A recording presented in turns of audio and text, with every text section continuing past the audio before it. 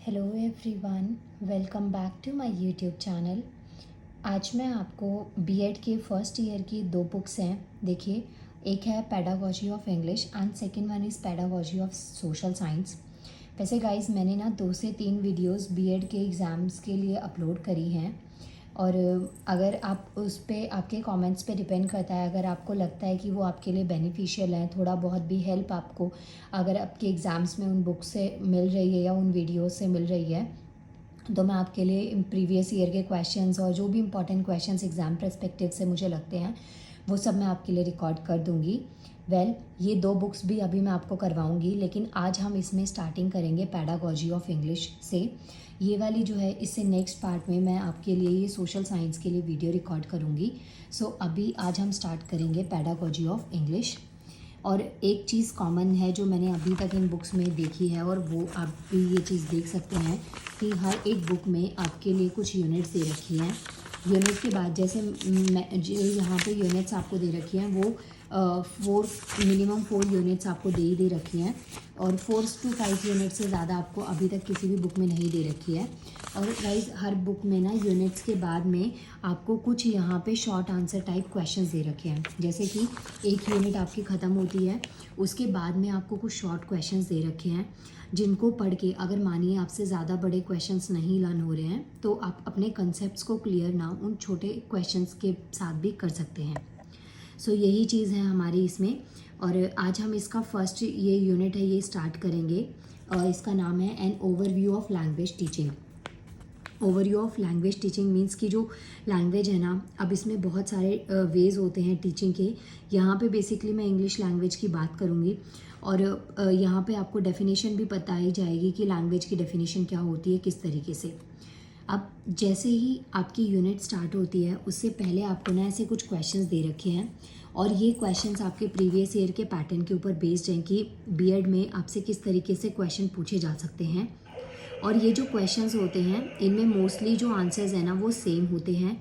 जैसे यहाँ पे आपसे फर्स्ट क्वेश्चन पूछा गया है, write a note on the importance and functions of language with special reference और to English. Second question is define language and discuss the functions of language. Third question is describe the nature of language and write the importance of English language. Next is English is our major window on the modern world. Discuss the statement in the light of the importance of English in India. In what respect has English language? देखिए, यहाँ पे ना ये जैसे questions हैं, ये सारे questions मैं रीड नहीं करूँगी, आप एक बार देख लीजिएगा।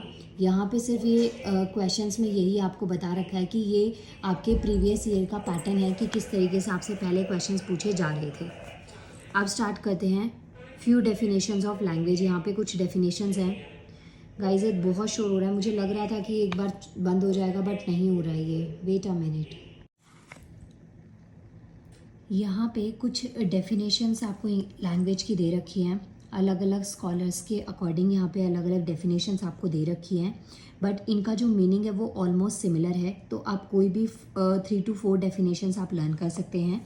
And again I am telling you कि आपको अपने आंसर्स में थिंकर्स के नाम, स्कॉलर्स के नाम, जिन्होंने डेफिनेशंस दी हैं, या जो भी ये इंपॉर्टेंट पर्सनालिटीज़ हैं, इनके नाम आपको डेफिनेटली अपने आंसर में ऐड ऑन करने हैं।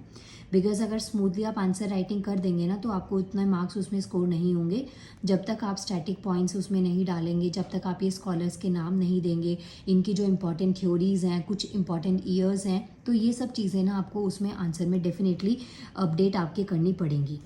यहाँ पे देखते हैं a few definitions of language में क्या क्या दे रखा है। जैसे कि ऑक्सफोर्ड इंग्लिश डिक्शनरी के अकॉर्डिंग अगर हम लैंग्वेज की डेफिनेशन देखें तो क्या है, word and the methods of combining them for the expression of thoughts.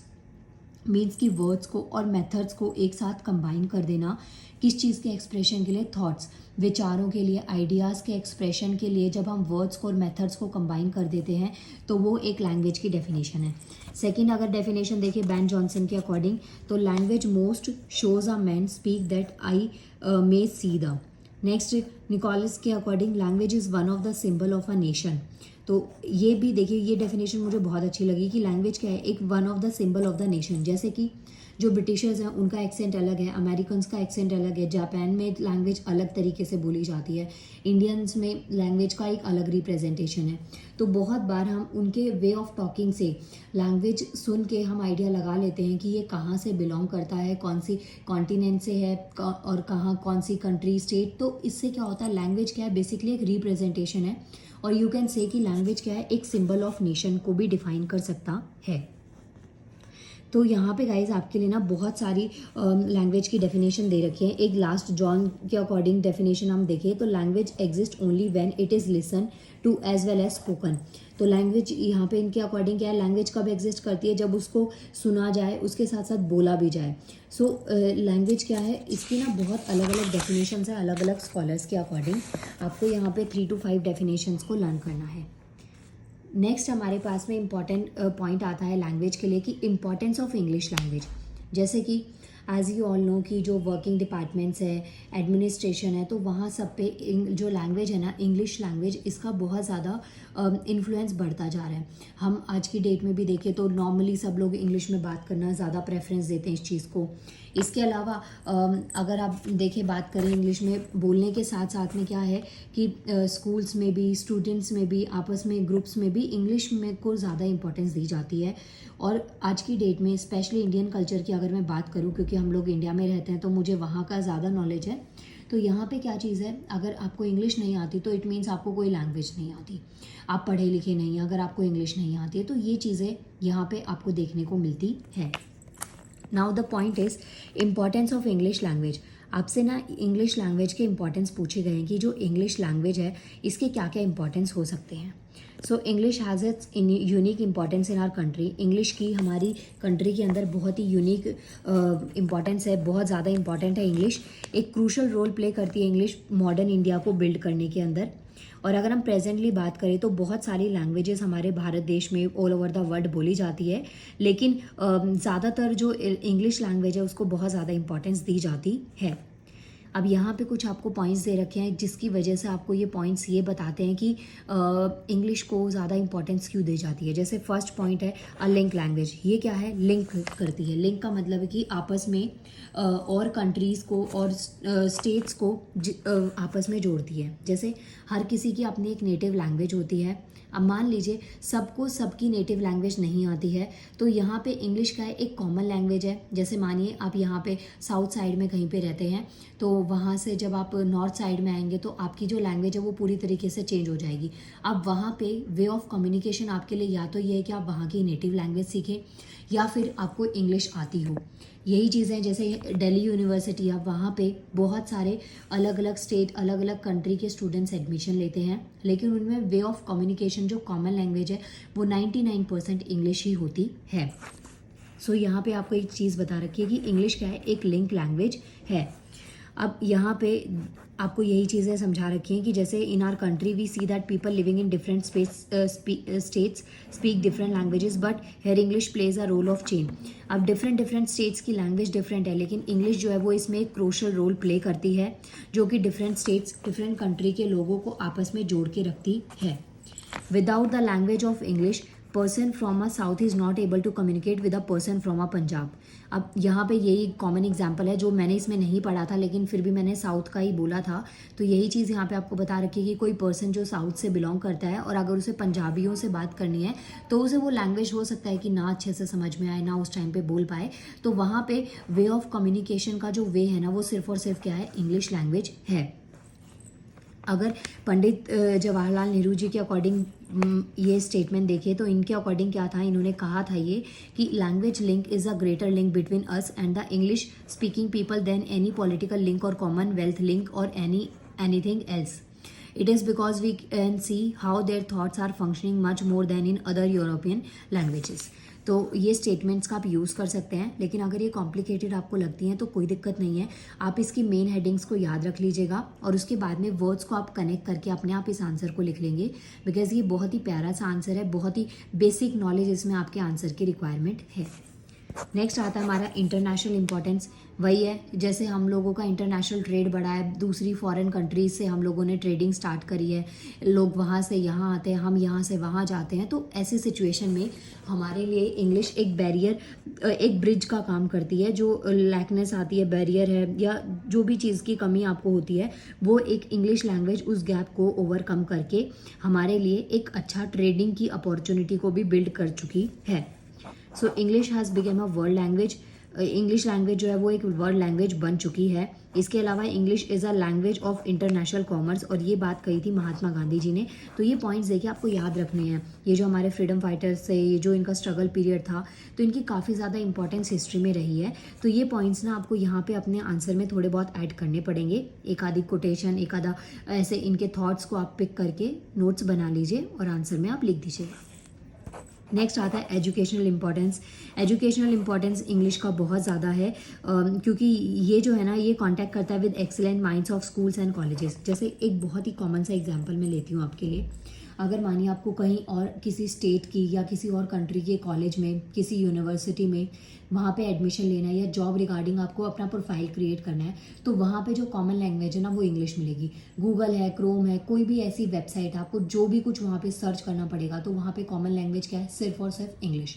तो आपको इंग्लिश आना आज की डेट में बहुत मैंडेटरी हो गया है।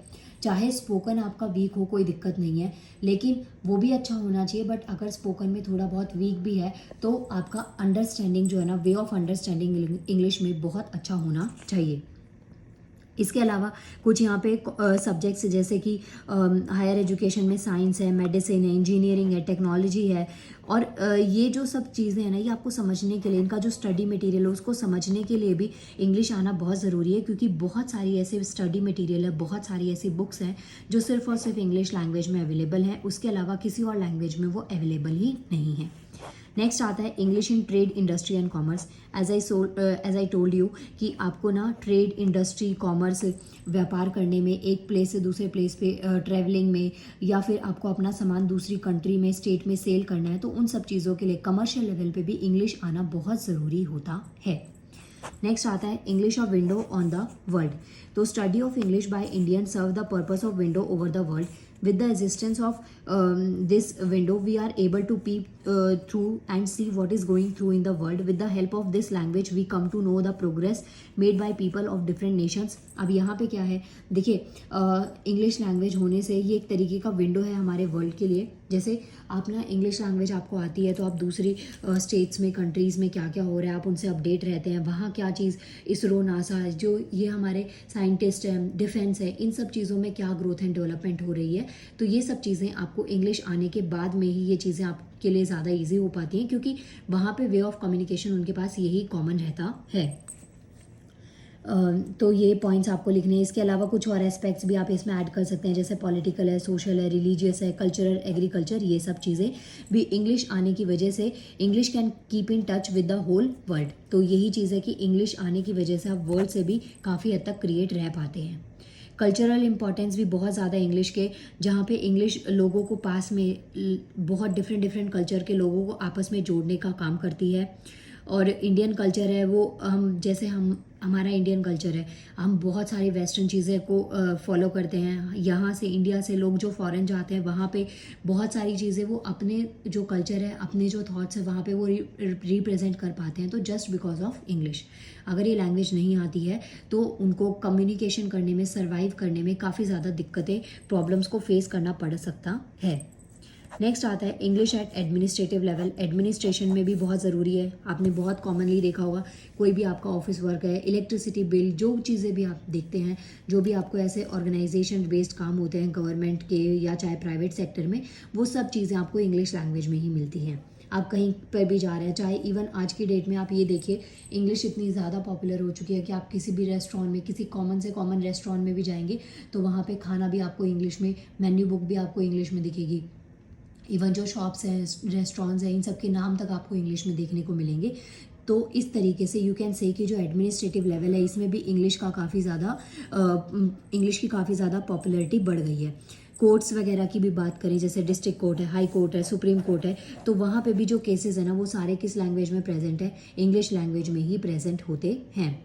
और मेनली बात करें तो जो इंग्लिश है ना वो उसको ऑफिशियल लैंग्वेज भी बना दिया गया है बहुत सारे सब कॉन्टिनेंट्स के अंदर। नेक्स्ट आता है English in are social life. हमारी जो सोशल लाइफ है, जैसे आप लोगों से इंटेलेक्चुअल कर पाते हैं, सोशल लेवल पे कम्युनिकेट कर पाते हैं, तो वो भी सब किसकी वजह से हो रहा है, इंग्लिश की वजह से ही हो पाता है। जैसे कि इंस्टाग्राम है, फेसबुक है, ट्विटर है, तो इन सब चीज़ों में आपको इंग्लिश बहुत ही कॉमन लैंग्वेज देखने को मिलती है। नेक्स्ट आता है foreign language already know to Indian. In this age of competition, everyone wants to excel the other. Some people are interested in learning more languages. Learning a foreign language is at most importance in the present scenario. जैसे English के अलावा भी ना बहुत सारी जो foreign languages है, क्योंकि देखिए आज का जो टाइम है ना वो कंपटीशन बहुत ज़्यादा बढ़ गया है और लोगों को सबको एक दूसरे से आगे निकलना है, कोई किसी से पीछे नहीं रहना चाहता किसी भी पर्सपेक्टिव से। तो इस सिचुएशन में लैंग्वेज की जो इंपॉर्टेंस है वो बहुत ज़्यादा बढ़ गई है। आप एज अ ट्रांसलेटर कहीं पे वर्क करते हैं या एक कंट्री से दूसरी कंट्री में आप जाते हैं स्टडी पर्पज से, जॉब पर्पज से, तो आपको या तो वहाँ की नेटिव लैंग्वेज आए या फिर आपकी इंग्लिश में फ्लुएंसी बहुत बहुत अच्छी आपकी इंग्लिश में कमांड हो, तो वो चीज़ें आपके लिए ज़रूरी हो जाती हैं। नेक्स्ट आता है knowledge of English, a successful passport for employment. अगर आपको इंग्लिश आती है तो आपके लिए ना एम्प्लॉयमेंट पर्पज से जब आप एक कंट्री से दूसरी कंट्री में, स्टेट में जाते हैं, तो वो आपके लिए एक सक्सेसफुल पासपोर्ट हो जाता है फॉर एम्प्लॉयमेंट, अगर आपको नॉलेज है इंग्लिश की बहुत ज़्यादा अच्छे तरीके से। तो यही सब पॉइंट्स आपको यहाँ पे बता रखे हैं। बार बार ना सेम चीज़ें रिपीट हो रही हैं, आपको करना क्या है, सिंपल सा आप क्या करिएगा, ये जो आपको इसमें इंग्लिश पे जो मेन हेडिंग्स दे रखी है ना, ये एक बार आप अच्छे से लर्न कर लीजिएगा। जैसे कि first one is link language है, second one is international importance है, third one is educational importance है, fourth one is English in trade, industry and commerce, next one is English a window on the world, six one is culture importance, seventh one is English at the administrative level, eighth one is English in our social life, ninth one is a foreign language already known to Indian, 10th is knowledge of English। तो इन 10 points की help से main headings को याद कर लीजिएगा। Detail में आपको वैसे भी वर्ड्स को अपने आप इसमें कनेक्ट कर सकते हैं क्योंकि ज़्यादा टफ ये नहीं है। तो देखिए इसके साथ में आपका ये क्वेश्चन कंप्लीट हो गया। क्वेश्चन आ जाए define language, discuss the functions of language, आप आंसर यही लिख सकते हैं। अगर क्वेश्चन आ जाए write a note on importance and the function of language with reference to English, तो भी आपका यही आंसर है। इसके अलावा ये तो डायरेक्ट क्वेश्चन ही है, describe the nature of language, right the importance of English language के क्या क्या इंपॉर्टेंस है। इसके अलावा ये क्वेश्चन भी आपका सेम आंसर देगा, English is our major window on the modern world, discuss the statement in light of importance of English in India. तो देखिए ये ना बहुत सारे क्वेश्चंस आपको दे रखे हैं। क्वेश्चन का टाइप कोई भी हो सकता है, पूछा किसी भी तरीके से जा सकता है, लेकिन 99% आप इन्हीं पॉइंट्स को यूज़ करके जो मैंने अभी आपको पढ़ाए हैं इनकी हेल्प से आप अपने आंसर को कंप्लीट कर सकते हैं। इसके बाद में मिलेंगे नेक्स्ट टॉपिक के साथ में, जिसमें मैं आपको लिंग्विस्टिक कैरेक्टरिस्टिक्स पढ़ाऊंगी इंग्लिश की। नाउ गाइस मिलते हैं नेक्स्ट वीडियो में। Thank you so much. Video को लाइक करिएगा, चैनल को सब्सक्राइब और इसके अलावा बेल आइकन को प्रेस कर लीजिएगा जिससे कि वीडियोज़ की नोटिफिकेशन आपको टाइम टू टाइम मिलती रहे। Thank you.